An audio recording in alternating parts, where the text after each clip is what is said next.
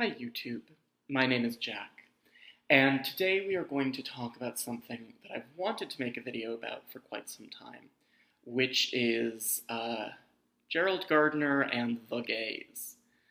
So the title of this video is probably going to be something like, Was Gerald Gardner homophobic? And that's a misleading title because really the subject of this video is, given that Gerald Gardner was homophobic, how does that and how should that affect the way we engage with our memory of him as a person, with the sort of impact that he had on Wicca, and then with Wicca as a whole? I'm not really doing investigative journalism to find out whether Gerald Gardner was homophobic, because he was, and that's just so straightforwardly true that it's not really worth asking the question even. But I think there are other much more interesting questions about what we do with that information and what we should be doing with that information. For anyone who doesn't have this context, if you're just sort of finding this video, I am A, gay, and B, a Gardnerian high priest. Give me a sec about that. My air conditioning came on, and the audio quality on my videos is bad enough as it is because I refuse to buy a microphone because that would make me a real YouTube content creator, and I don't want to deal with that. So I don't really need the background noise of air conditioning. Anyway, I am gay and I'm a Gardnerian high priest, so I have opinions about homosexuality, the place that queer people have in Wicca, and so on. So let's dive in. First things first, was Gerald Gardner homophobic? Yes. Again, this is easily enough to discover that it's almost not even worth asking the question. We have this in first-hand reports from people who knew Gerald directly. So in her book, Dancing with Witches, which is largely about her relationship with Gerald Gardner, Lois Byrne, one of the high priestesses of the Bricketwood Coven, wrote, Gerald was homophobic. He had a deep hatred and detestation of homosexuality, which he regarded as a disgusting perversion and a flagrant transgression of natural law. That is pretty straightforward. There's not much arguing around that from someone who knew him directly and knew him very well. Likewise, you can take the words straight from the horse's mouth. In The Meaning of Witchcraft, Gerald Gardner writes that homosexuality, I'm not making this up, this is a thing he actually says. He writes that homosexuality is a communist plot to destroy loveliness. So that's great. That's real great. And there's an apologetic that you will sometimes hear from Gardnerians that personally I don't buy into. And that apologetic runs something like, in the 1950s, when Gerald Gardner was writing his books, he wanted to distance Wicca from homosexuality because homosexuality was still illegal and was considered a sexual perversion by the state. And because Wicca itself was already on such tenuous ground, they did naked things, everybody thought they were a sex cult, they were already in so much danger of police raids and people losing their livelihoods, he worried that if it were in any way associated with homosexuality, the arm of the law would come down even harder, and witchcraft would be in greater danger. And therefore, Gerald had no choice but to distance himself from homosexuality. It is true that homosexuality was still illegal when Gardner was writing his books. I don't think that is really what's going on here, for a couple of reasons. One is, again, we have the private words of Lois Byrne, who attests long after Gardner's death and long after the legalization of homosexuality that Gardner was just homophobic. And number two, Gardner was many things, but one thing that he pretty much always was is sincere. That man was not capable of guile. And there are a few notable occasions where he did try to fib, where he did try to lie, usually to make the witch cult seem more ancient than it was. And on those occasions, like, famously, everyone around him was like, Gerald, what are you doing? You are such a bad liar that it's not even worth you trying, right? Like, this was a man to whom lying did not come naturally. And everyone who knew him attested, again, that he was, on the whole, a very kind man, a very sincere man, a very gentle man who really meant the things that he said. So I think we do owe it to him, in a sense, to take him at face value when he says that homosexuality is a communist plot to destroy loveliness. I think that is likely a thing that he earnestly believed. And I think that Gardnerians sometimes have this impulse to leap to Gardner's defense in that respect, because we want to think of Gardner as having been a good man. And on the whole, he was, again, he was reputed to be a kind man. He was reputed to be very thoughtful, very caring, right? Everyone who knew him said that he was a gentle soul. Even there was a woman who sort of wrote the first nasty expose on Wicca and accused Gerald of being a fraud. She didn't write it, but she collaborated with the guy who wrote it. And the worst thing that she ever had to say about him was that he was a silly old man, and that he, believed things that no normal person could possibly believe about, his witchcraft being real or whatever. Like, that when they were doing ritual together, she thought this is all bullshit, and he clearly seemed to be eating it up. Gerald was a sincere and kind and gentle person. He just also had a blind spot, and it was a really big blind spot. He was homophobic. I really do think there's no way around that.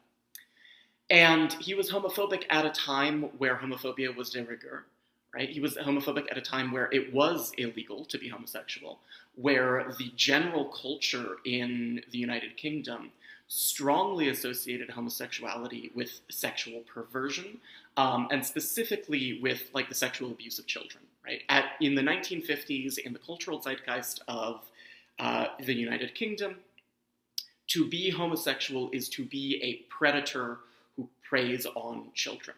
And obviously that is incorrect, that's really bigoted, that's like a very deeply harmful stereotype that has done a lot of ill.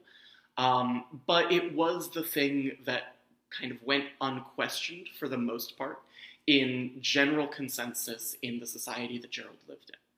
And he was subject to the biases of his time, as are we all, right? There are going to be people who look back at us in 70 years and go, holy shit, what the fuck was wrong with those people?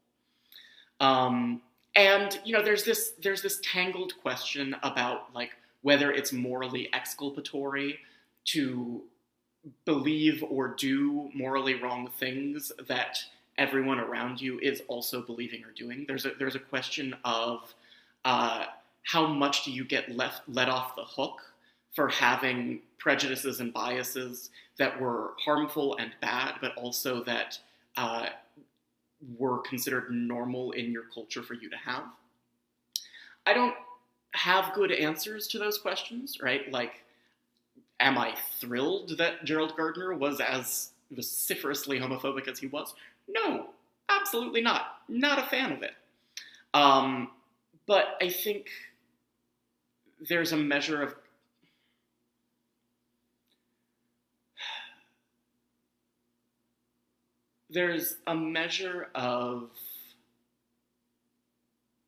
forgiveness is not quite the right word. There's a measure of understanding that we have to extend to people in the past who were trying their best to do what was right, and who did not always overcome the biases of their time. Right? There is a sense in which we all still have a moral obligation to overcome, to be better than what we are taught. Right? We all have an obligation to look inwards and critically evaluate the cultural biases and assumptions that we acquire from the world around us, and to try to be better than the society that we grew up in, because that's the only way that we create a better world. but it is also inevitably true that all of us fail that in some respects, and that there is no such thing as a perfect person. I think that sometimes people like to divide figures, historical figures, but also people in the present, right? Like we see this with the way that we think about politicians or religious leaders or influencers or whatever. But like we like to divide people into good people and bad people, and we like to think of those as like fundamental, immutable character markers. So that if you have done something bad, if you have believed something bad, if you have held and acted upon harmful prejudices, that makes you a bad person, and therefore you are irredeemable. And that there are also good people who are perfect and flawless and have done no wrong and have all the right views. And there's no such thing. There's no such thing as a good person or a bad person, right? There are just people. And people make choices, and there are good choices and bad choices. And there are people who consistently make bad choices, and then that has, repercussions for everyone around them and then for themselves. And like, I'm not saying there shouldn't be accountability for bad choices, but the idea that people just are good or are bad, I don't buy that.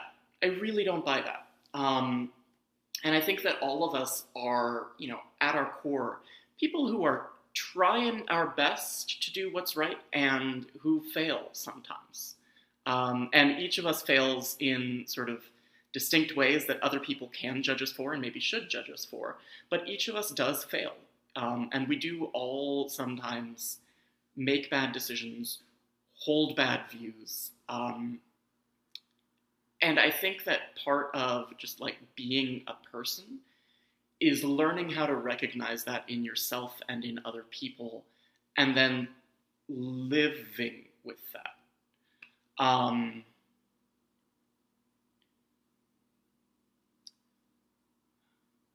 think that when we talk about religion in particular, there is this impulse, there is this desire to hold on to some kind of purity. We want our religion to have come from a perfect, good place. And that means, A, that you get people on, whatever, TikTok is probably where things happen now because Twitter is basically dead. But you get people on TikTok who will say things like, well, Gerald Gardner was homophobic, so therefore Wicca is homophobic and is irredeemable, and no one should be doing that. So instead, you should be doing my Italian folk witchcraft course for only $249. And I think it's important to understand that there is no such thing as a spotless person. And that when we engage with historical figures in the past, or even when we engage with each other now, it is okay for people to be complicated. And it is okay for someone to have contributed something meaningful and good and important, and also have been, in some ways, kind of shitty. And it's okay to allow both of those things to exist in your mind at the same time. The idea that Wicca is inherently bad because Gerald Gardner was homophobic. That's something called the genetic fallacy, right? The idea that something is tainted by its source in a way that, makes it irredeemable. And it's just not how this works for a couple of reasons. One is that there were lots of other people involved in Wicca. Wicca is not only Gerald Gardner's creation, and Wicca is not about Gerald Gardner. Gardner is not a prophet. Gardner is not a messiah.